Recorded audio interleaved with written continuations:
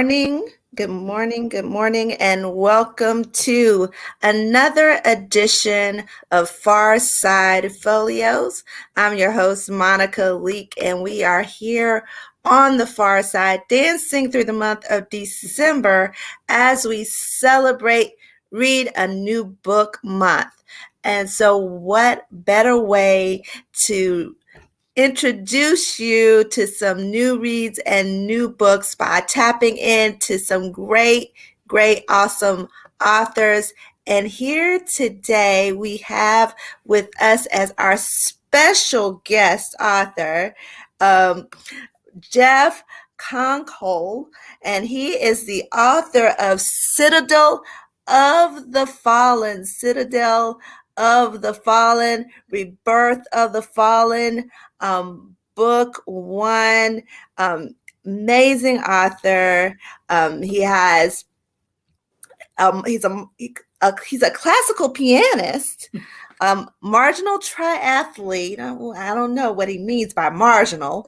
And so he's been permitted to live in this sprawling home of 4 very large cats.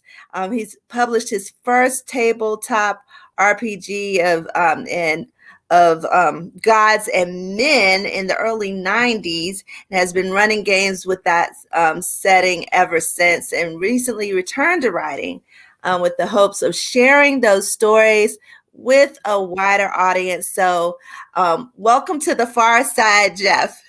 Hey, thanks for having me. All right. So we're going to just dive in into, our discussion of this first book in the series, Citadel of the Fallen. Again, this is book 1 of the Rebirth of the Fallen series. And so starting out, I'm going to say reading this, when I first started reading this, it really was definitely drew me in. The book has the readers outside on what appears to be just, simple kind of nature walk of a guard functioning as a caregiver / chaperone to a bunch of teenagers. Doesn't appear that he's very enthusiastic about having this task. And so that opening quote says that Cedric slapped at the stinging ant, but it was no use. What soon follows goes beyond the response, to that stinging ant. So what informed your thinking with that opening line?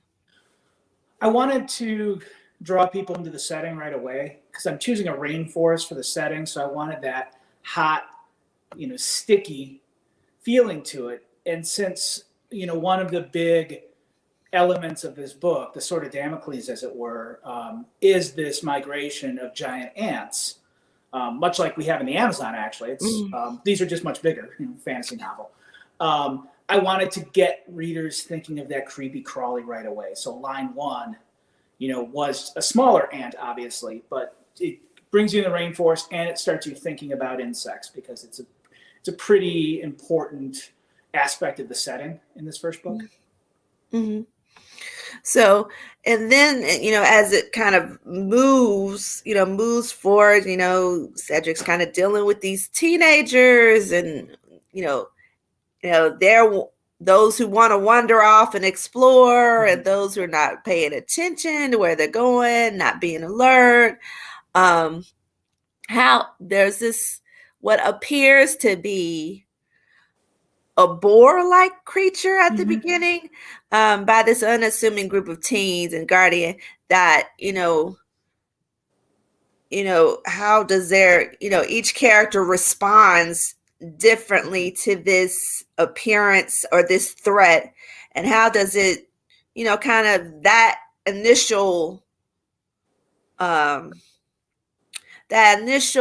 event impact them or make them, help them process their decisions and going forward, this group of teens going forward and, dealing with, how they use magic and awareness of surroundings. How does that event kind of impact I think All it people sets don't. everything in motion for them. Mhm. I mean, because initially, yeah, they're out just gathering herbs and plants and stuff like that on, what's almost a school expedition. Mhm. But they do all have skills. It's a very, military society in that sense, because it's a fallen world. There's not many human civilizations left, so they all have to be pretty, skilled to survive. But this sets everything in motion for them, because suddenly now, the adult doesn't make it through the full Mhm. scene, and they're forced to actually have to solve things, and they're immediately put into crisis. So it starts them on their journey, because it really is very much, the first book is a coming of age story for these children, as they're in an environment where the adults were doing everything, and throughout the book that starts to get taken away from them. They have to actually step up into their own. So this is kind of that first action that pushes them forward, and it pushes them forward in more ways than one as you start to read the series more and understand, the spiritual side of it. Because as it dies, it's not a normal boar. There's something about it that's different, and they don't understand it yet. But that sets everything into motion. And one of the ways I think you kind of zone in on the characters is just how you frame it with each individual character, as a chapter. Mm-hmm. Um, So so, there's a funny mm-hmm, exploration with that. When I was deciding what I want to do for point of views, I wanted to get into everybody's head. And as I was, studying the craft, they warned you of the tennis match, mm-hmm, which is when you're jumping from points of view. If you do it so rapidly, the reader has a horrible experience. mm-hmm. So I put a limit on, and I'm not the first person to do it. Game of Thrones does it. The Expanse series does a beautiful job of it. I said, okay, I can switch point of views, but I can only switch each chapter. So I lock myself in a point of view for the entirety of that chapter, and then the next chapter I can move on to a different point of view. And the way you transition really smoothly between the characters and their perspectives. So, as an avid reader, I definitely appreciated that part aspect of just taking that dive, you know, in and learning more about each character. You hear about Connor and Adia and all of the other characters and where they are in their stage of life, like thinking of, this is my 14th harvest, Mm-hmm. that kind of thing. Setting, I was like, okay, what was I doing at that age? um was not necessarily, you readers are able to make those connections Mm-hmm. to the characters in that way. um so what impact does this this early traumatic event have on their lives? I mean, are these characters able to really move forward, or is it something that's going to Mm-hmm. like plague their thoughts and future decisions? I think so. They get to move forward from the early tragedy, but not for the reason everybody would like, Hmm. because the early tragedy sets so many other things into motion. By the end of the book, they're dealing with a lot more serious events and tragedies. But it Hmm. does set them on their path of moving forward, because they all start to learn their roles and some of their interactions. Liam tries to take charge. It doesn't do a great job of it, and he's beating himself up about it. Um, Adia starts to take more of a leadership role and a protector role. Connor has crippling self-doubt when he's trying to heal his brother. You start to get the seeds of those relationships, because if I don't set those right away, Hmm. there's no place for the characters to grow to. If you didn't know that the self-doubt was an issue with Connor, for instance, when later in the series he's conquered that and is doing good things and has his confidence, you never would have got to experience that growth and that journey. Hmm. So, without kind of giving the story away, can you provide those who are watching live and those who will watch by replay kind of the premise of Citadel of the Fallen? So in 10th grade, I read a book called Linegan versus the Ants. I think it was a short story novella. I had to read it in English class. Mhm. And, it basically dealt with what happens in the Amazon, an annual migration of army ants, and how it destroys everything in its path. And this is real. This happens in our world. And so when I looked at my fantasy setting, I said, well, what would happen if this was happening in a fantasy world where all the ants are 2 feet long? And how would a civilization deal with that? And I'd actually played this out. I've been doing role-playing games since I was a kid, Dungeons and Dragons and all that, and made my own.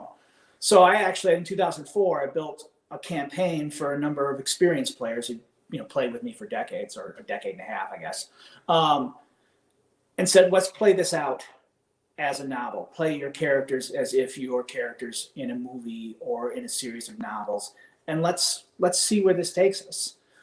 So across that journey, you get to see the civilization trying to deal with what these children have discovered. Because when the reason the boar is there, when you find the boar, he's covered in giant ants and stuff, and it tips them off that the migration patterns changed, and it's putting them in danger. And so all throughout the book, you have this event that's going to happen. You know it's going to happen. It becomes a race against time. And in that process, the children start to realize that their role in things is much bigger than they would have thought. That, the leaders of their civilization aren't always going to be there to help them, and that they have to step up. And you get introduced to a lot of storylines. And the first book is really the first step on their hero's journey, each of them individually, because it does lead very much into a different place of the civilization. At the start of the book, they were in a certain place, and everything has changed by the end of the book, and all your characters are still there, but you're now in a new phase of everything. It opens the door to this world and slowly starts to set the stage. Because the one thing I don't want to do is give you, 100 pages of exposition of world building, because who wants to read that? Nobody wants to read that. You got to take your time, and you've got to make readers have a reason to want to learn more about the world. You can't just, shove it at them and expect them to enjoy it. And you do an excellent job of doing that, of kind of giving us a sense of place, that sense of time. You're looking at these, this group of teenagers, like right at the beginning, and okay, you've got, it's like they're in their particular area of study, like, like we declare our majors in college, kind of, and you're kind of filling it out, and how experienced you are, or I haven't gotten to this, like with Lim, I haven't gotten to this point, in my experience, as a healer, or the experience of, using their weaponry, or, you applying magic type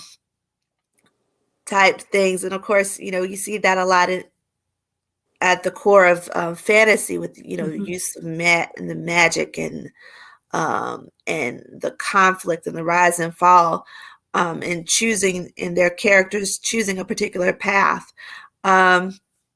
So what would you say is something that the characters will continue to develop in their particular roles? Will their roles, shift and change?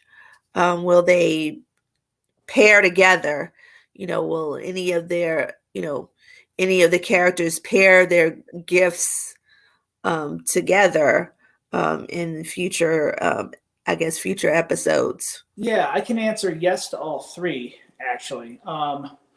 Because their abilities definitely do continue to grow as they continue their studies, and it's book by book, as that development goes, and they don't always succeed at it. There's certainly failure. And one of the things that gets set up in Citadel with book one is, since we're in a society where they have elders, you get to see a lot of what the children are going to be able to do later. And so, you get to see all this fancy magic, all this great power. And over the course of the books, these characters are struggling to learn those things and trying to advance their own abilities. And yeah, their roles definitely shift as they grow and as they, go along. They even question the roles they're thrown into. Is this what they really want to do? Is this what they're meant to do? And then there's another level of it that happens too, which you probably want to read to experience, but you experience it first with Malcolm, where he becomes possessed. And throughout the story, that becomes an important aspect, because the spirits that are possessing them are spirits who were largely there 3 centuries ago when the world fell. In a lot of ways, they failed to save the world 3 centuries ago, and now they're coming back. And now the question is, who's really in control? Are the spirits in control? Are the children in control? So there's a lot of growth that happens on a lot of different levels in this book. And it's really been fun to write it, and readers seem to enjoy how they're seeing a story being told and at the same time getting glimpses of the history that happened 3 centuries ago through dreams and flashbacks and all of that. And it's an interesting approach. So, and this being a series, sometimes you see, characters when you're, reading a series where characters move in and fade out from book to book as new characters are introduced or new plot twists and stories are introduced. So how do you maintain, as a writer, your consistency with story and character development within the series and maintain the connection readers have developed from book one? Right, that's a great question. Especially as I started experiencing, as I added more and more characters in. I mean, which is just natural as your story and your world gets bigger. If you've only got 55 chapters or so to spend on a book, and you add 3 or 4 more characters, suddenly they start crowding out, other characters. And then also, it's kind of a grim, dark world. It's a violent world, so there is the possibility that some characters might not make it to the next book. So I would identify myself more as a planner than a pantser. I'm pretty sure a lot of your audience has heard that term, whether you're writing by the seat of your pants or you're planning everything out. I've heard architect and gardener for it as well, and I kind of like that better. So I plan my chapters out. I do an outline, I do a map, and one of the things in doing that is I can actually see how many times I'm touching each character in the course of a book. How many chapters does Liam get versus what Connor gets? And then what are the page counts of those, the word counts of those chapters? Am I giving everybody equal time? Or is there somebody I want to give more time to in this book to develop them further? And then I can also map out, okay, what work am I doing in this chapter? What piece am I doing some world building? Am I dealing with some loss and some past issues with these characters? How are they maturing? Because I don't want to waste those opportunities. And as the novels have gotten bigger and there's more characters, I really look at those as opportunities. Like, I've got this chapter with this character, and I'm not going to get another chapter for 120 pages with this character. I want to take advantage of it. I want to show you how she's grown.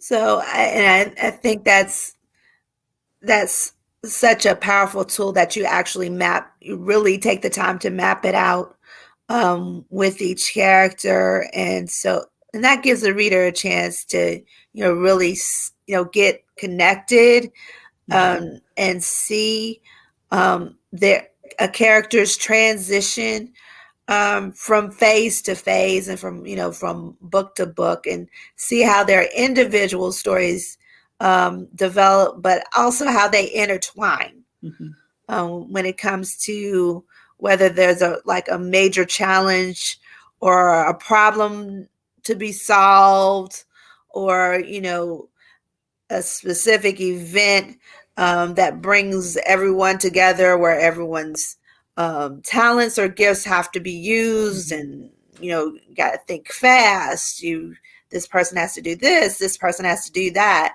Problem solving, decision making, all of those pieces, are able to really be given, depth and understanding, and you fine tune all the details when you've mapped it out, versus kind of doing like a dump. And yeah. Well, there's another important thing about it in this kind of story is a dramatic irony, and the consistency. Because when you map out those point of views, sometimes the reader knows about something they read maybe the previous chapter, but this character doesn't know it yet. So and when you start doing villain points of view, which I do, I certainly put some of the villains in. Everybody's gray, so villain might not be the greatest term, but certain things are set in motion against your protagonists, and the protagonist doesn't know it yet. So you get to play those games, but it's really important to map it out, because you get into situations you're like, well, wait a second, when did these people get together and share this information? Oh, I need to make sure that happens. Otherwise this person would not have known that at this time. So it's really useful for editing, I found, particularly when dealing with the point of views, because not everybody's going to see the same things and not everybody's going to experience the same things. So the characters have areas where they have blind spots. And so being able to, highlight or those blind spots, makes the reader like, okay, wait a minute. Didn't so-and-so see that or feel that or sense that? And then you kind of go back into, wait a minute, this is what I read in the previous chapter or in what I'm reading now. Okay, now this makes sense. So you can make sense of, the story and the characters and the events when you're able to see that line. Right. So talk about a little bit of what led you to move from what could have been like a single novel into saying, okay, there's more to this story. I need to make it a series. Right. So I'd said earlier that, that I played this out actually as a role-playing game. Well, that game went like 6.5 years. Wow. So there's probably about 100 sessions and all maybe 5 hours each. So in the course of that, I had far more story than I could tell in one novel, especially it being my first novel, because you've got rules. If you're looking for an agent or a publisher, you can't give them 300,000 words and say, go ahead and publish this. You do have some limits. So I knew I have to write it as a series when I started it. So that part of the decision was already made for me. Because I think book 4 releases in under a week, actually. So book 4 will be dropped on the 29th, and book 5 comes out in August of 2023. So, and there's a lot more story to tell. This will be a large series, probably a dozen books, I'm guessing. Well, our readers can look forward to following the trail of the whole series. Again, I am here with Jeff Konkol, and we're talking about Citadel of the Fallen, which is book 1 in the Rebirth of the Fallen series.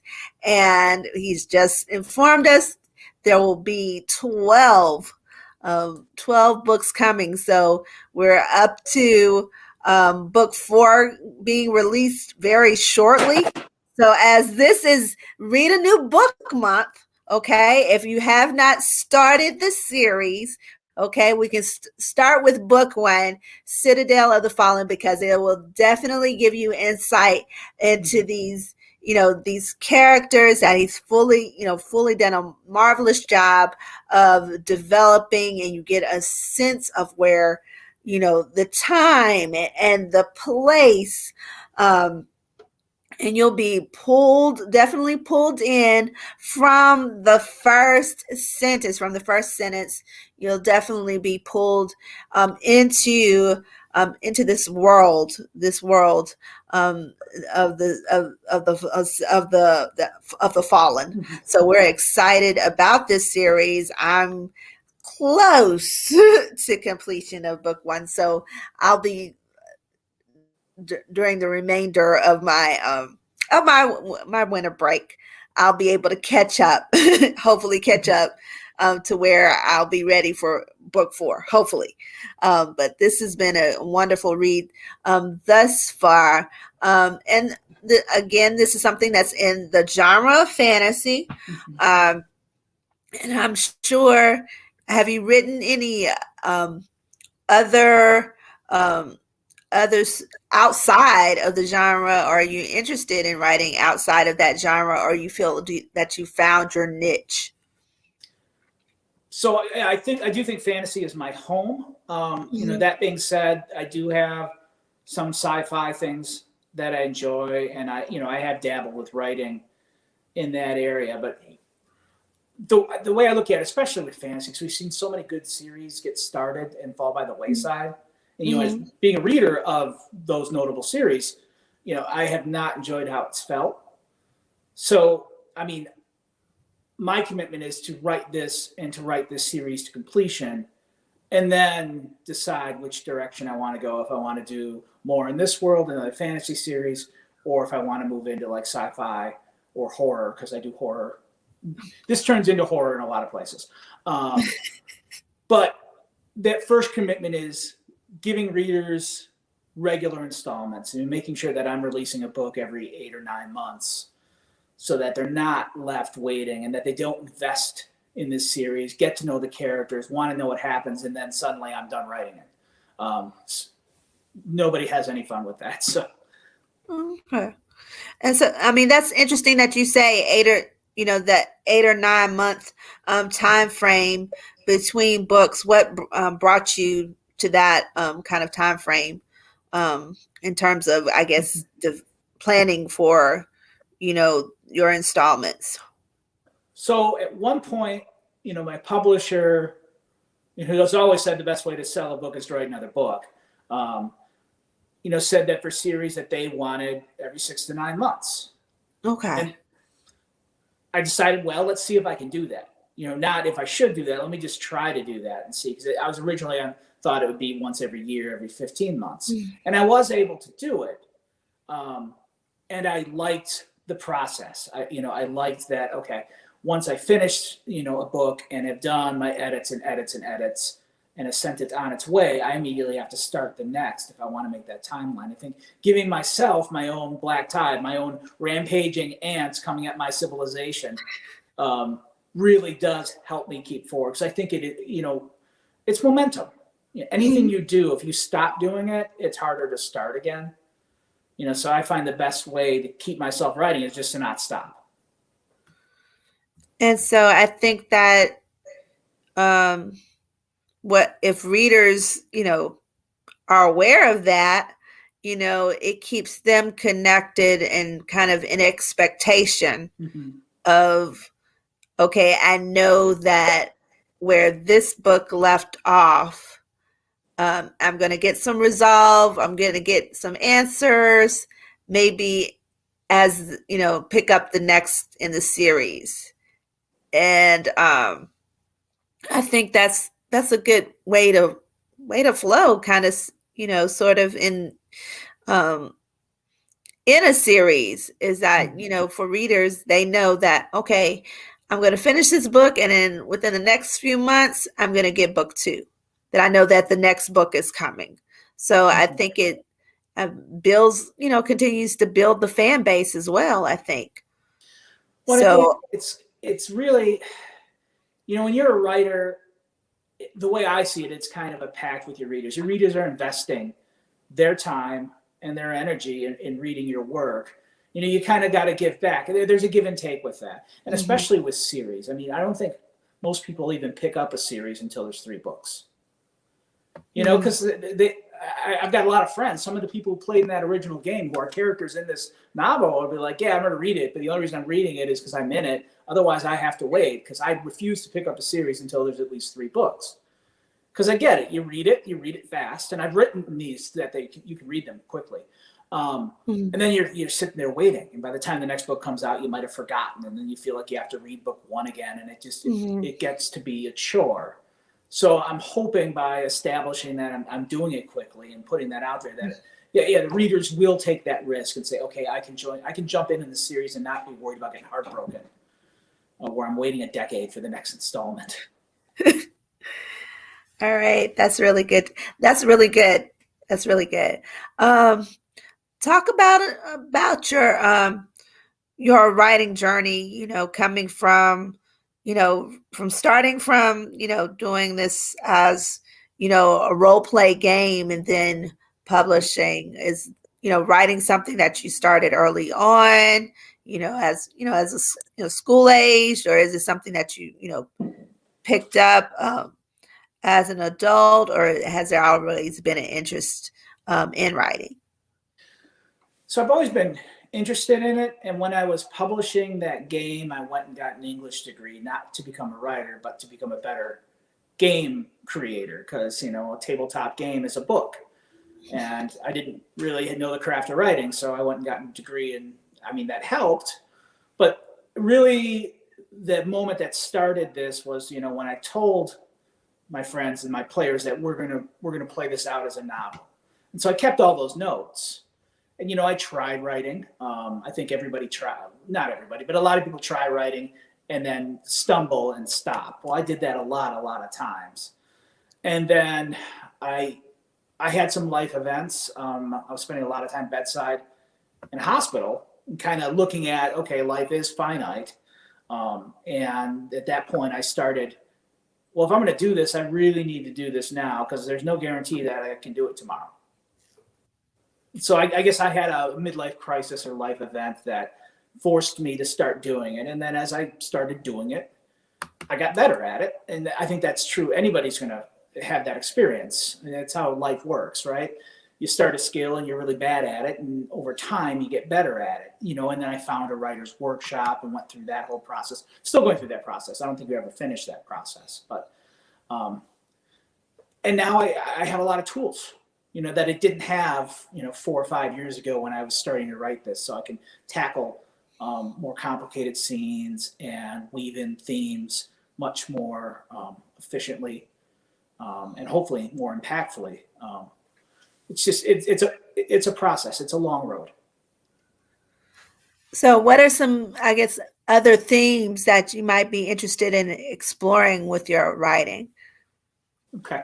Well, there's a couple of fun ones woven throughout Rebirth of the Fallen series. First is the whole, concept of good and evil. And I do set up a couple characters who are just supposed to be there to give you a guideline of, okay, this is evil. And so that, because if you don't put establish what the darkest is, you can't start putting more color on it and showing you the nuances. But it's a fallen world where demons have essentially taken over and humanity is holding on by a thread. And so initially you're going to go, okay, demons bad, humans good, right? That's our natural tendency. And as you go through the story, you find out that's not always true, that many of the demons are heroic and a lot of humans are bad people. And so you start to blend the lines of, who really is right and who really is wrong, and how you define that morality and how you might not judge a book by its cover. The other fun thing going on is, so this is a world that fell 3 centuries ago, and you've got the spirits of people who were involved in that fall, trying to prevent it 3 centuries ago, now showing back up. And it's, you can kind of look at it as parallels on maybe with even our society, where, whatever your position is on the environment, if we take the tack that it's going the wrong direction, you've got people who are in power who, might have participated in that, making suggestions, and the younger generation saying, well, wait a second, how much do I take their advice? Or how much do I step out and do things on my own? So we have young protagonists who are definitely aided by the spirits of the past, but the spirits of the past failed. You could say that they're the ones who made the world fall. And now they're here again, trying to tell you how to fix it. And how much do you listen to them? So we've got some exciting themes that you're looking to explore in your writing. And of course, for those who are watching on live and those who will watch on the replay, again, we're speaking with Jeff Konkol, who's talking about Citadel of the Fallen, Rebirth of the Fallen, which is book 1 of the Rebirth of the Fallen series. Book 4 is soon to be released, and we can look for the next another installment to be released in 2023, but we're starting with Citadel of the Fallen. Again, remember, this is Read a New Book Month. So you want to go, and I encourage you to go and pick up a Citadel of the Fallen, Rebirth of the Fallen book one to get your December started, especially if you haven't met your goal for your 2022 reads. Definitely add this to the list, and it may fit one of your categories if you're doing one of those reading plans that requires you read something in a specific genre. Definitely you want to pick this book because it will answer that fantasy genre for you. For those in our audience who may aspire to write or have some um, um, ideas in their heads and are tossing it around that they're interested in writing, what are some words of wisdom or golden nuggets that you could share about the writing process? Mm-hmm. Don't be so hard on yourself, I think, is really where everybody needs to start. I mean, if I look at the number of times I wrote the first couple of pages of Citadel of the Fallen and threw it away and said, this is horrible, probably a dozen times. And the reality is, it's okay if it's bad when you start. Because you look at any skill. Let's say you're playing a musical instrument, you're playing piano, for instance. When you start out, you're learning the basic techniques. You're learning how to do things. You're learning how to make your fingers work, and how you're supposed to hold a certain key down longer than others. You don't know what you don't know yet. And after you do that for a while, suddenly that becomes easy. That you don't have to think about. So now you can think about the next thing. Writing is very similar, where you're learning how to deal with point of view. You're learning how to deal with dialogue. You're learning how to write out of difficult situations. And let yourself make a few mistakes.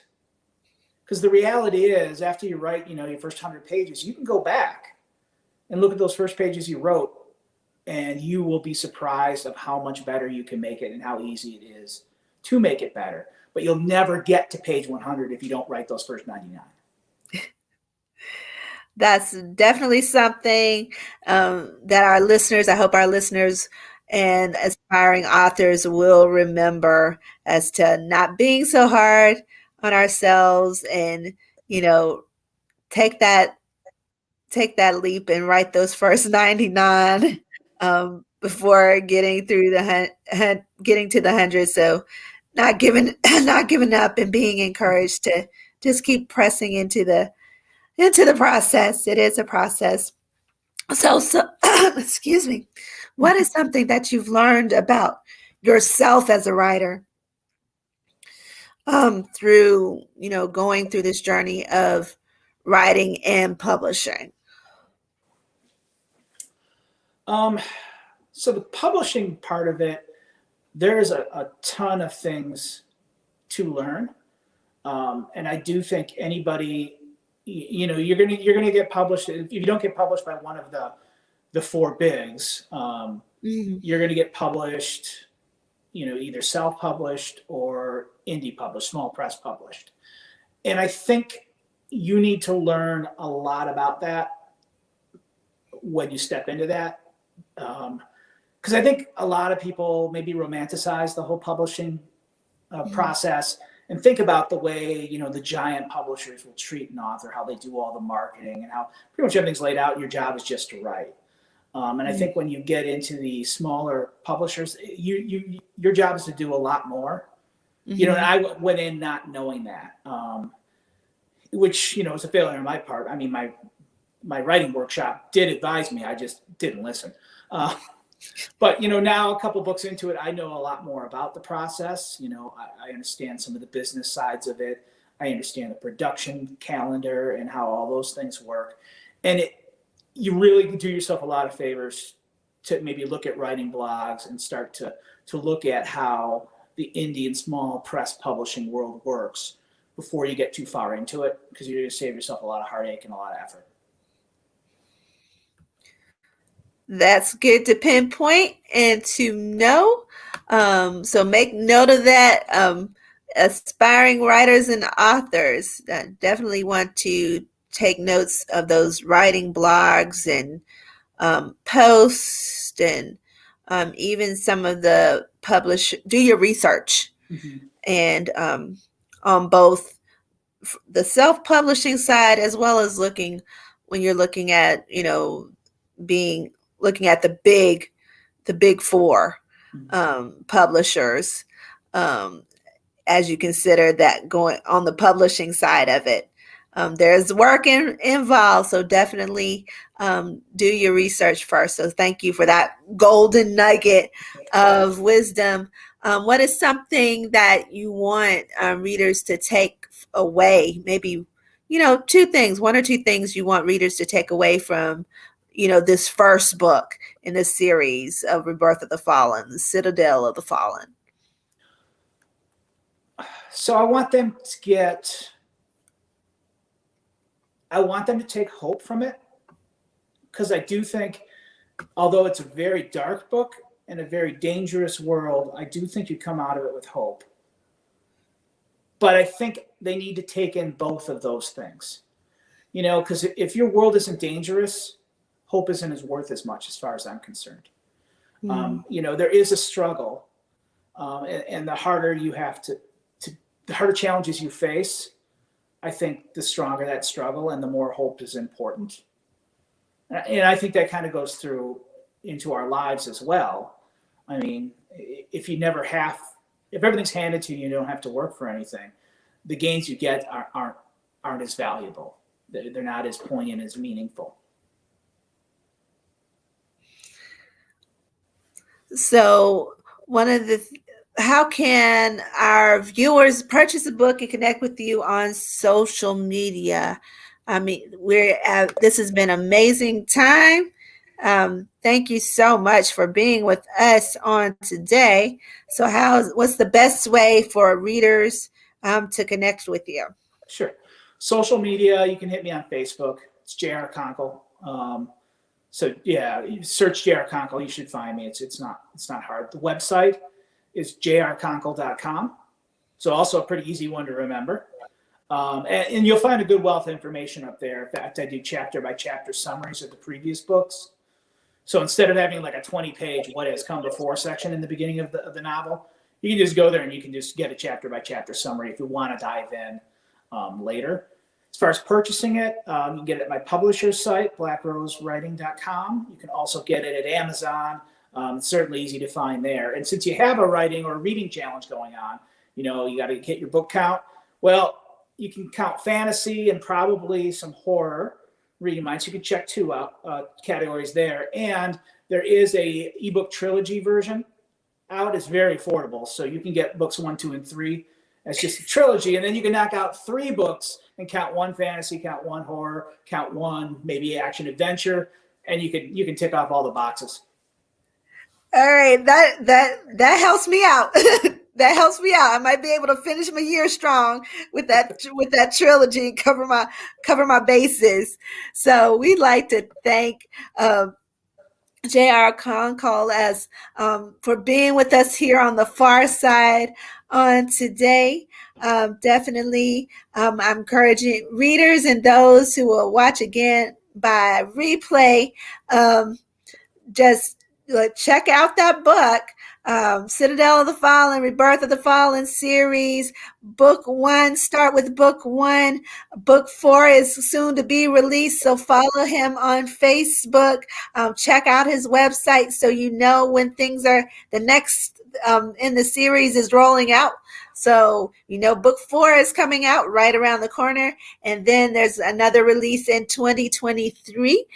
So we thank you, Jeff Konkol, for spending your time with us this morning, and wish you continued success with the Rebirth of the Fallen series and all the wonderful projects that you have or will have to come.